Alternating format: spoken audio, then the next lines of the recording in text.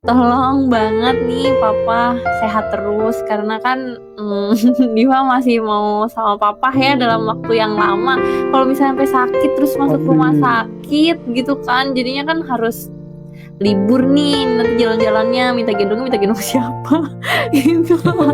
Jadi Iya. tetap sehat ya papa, terus, semangat jalani bisnis.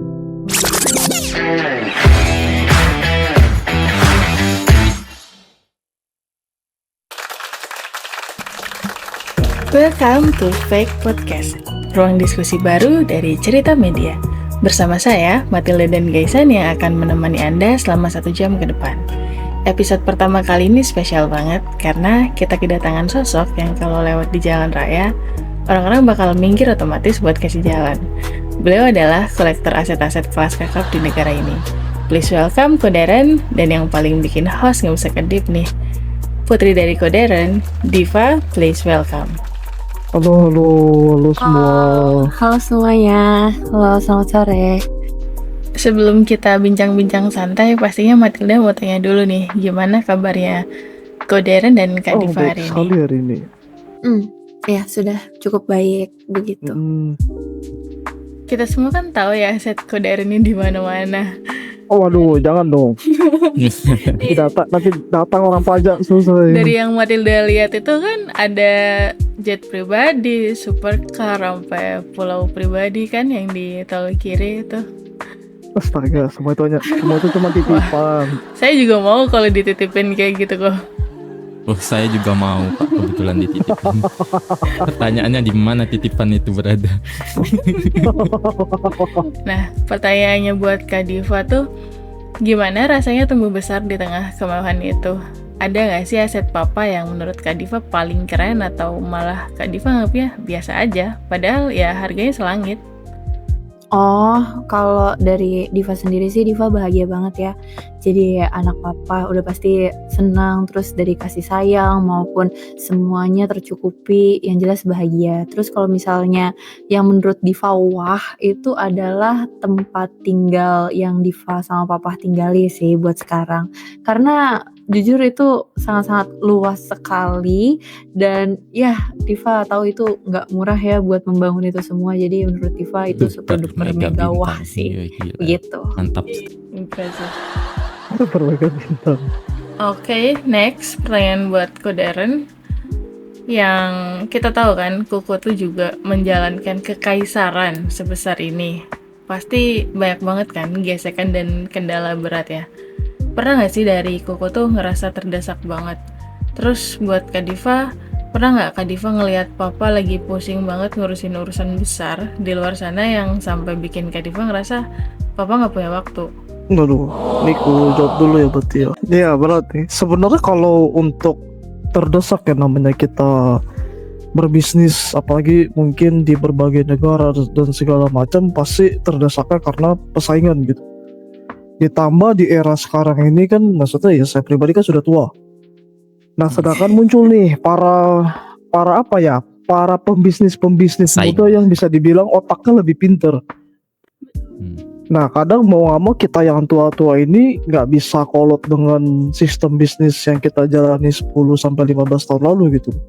Mau nggak mau kita juga harus ngikutin Berkembang, pemikiran yang muda-muda ini. Iya, malah yang ada kita setua-tua ini kita malah banyak belajar gitu sama yang muda-muda gitu sih. Ya, jadi intinya jangan mau ketinggalan zaman lah. Iya betul, karena perkembangan ini majunya cepet banget gitu. Betul. Setuju. Kalau dari Diva sendiri sih, memang papa kan sibuk banget ya soal bisnis. Jadi kayak kadang sempet nggak ada waktu, soalnya bolak-balik flight juga buat ngurus bisnis.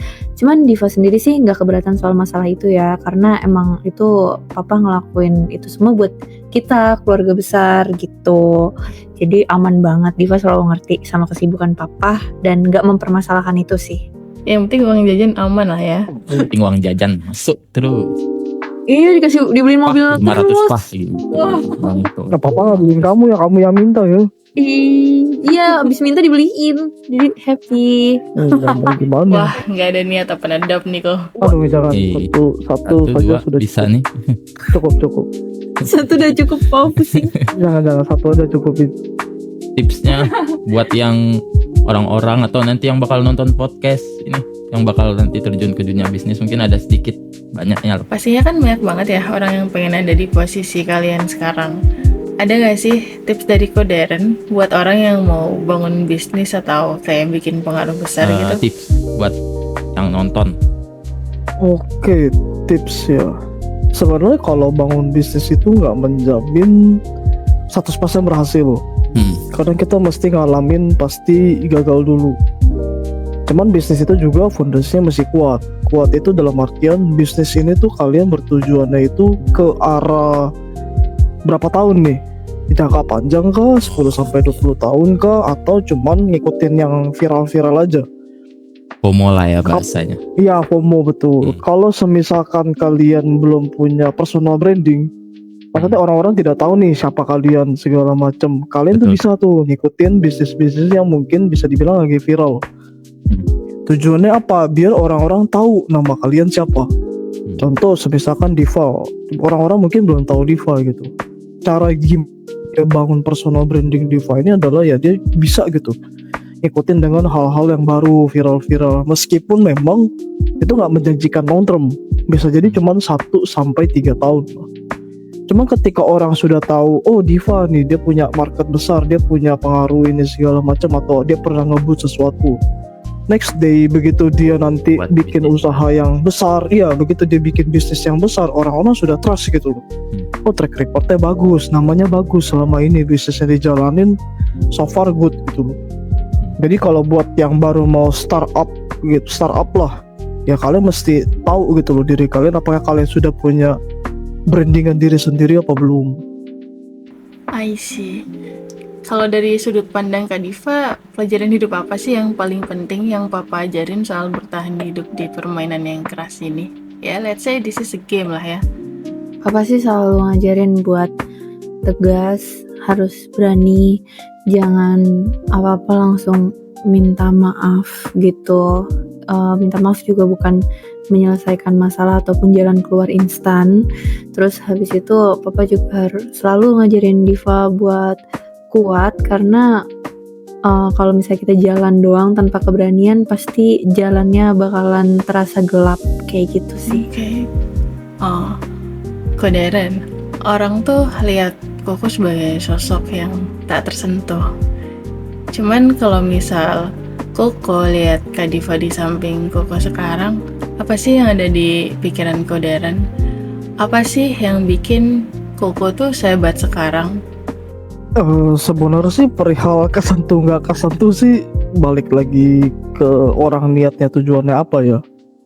Cuman yang kurasa yang bisa bikin sampai di titik seperti ini adalah tentunya dari keluarga, dari support dari mendiang istri saya, terus juga dari anak saya satu-satunya Diva, belum lagi dari adik ipar saya di belakang ada Romeo, terus juga ada pengawal sejati saya ada Eldrick gitu sih. Dan maksudnya yang benar-benar ngerubah ini semua ya gara-gara pada saat itu mendiang istri saya ikut bahagia lah.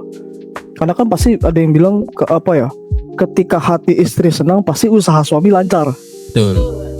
Nah makanya pada saat itu istri saya bahagia banget, ada Diva anak saya yang di samping ini, dan dia sangat sayang. Dan maksudnya ya istri happy, otomatis kita semua bisnis juga dilancarkan tuh. Dari Kak Diva ada gak sih pesan? Pesan buat Papa ya dari Diva.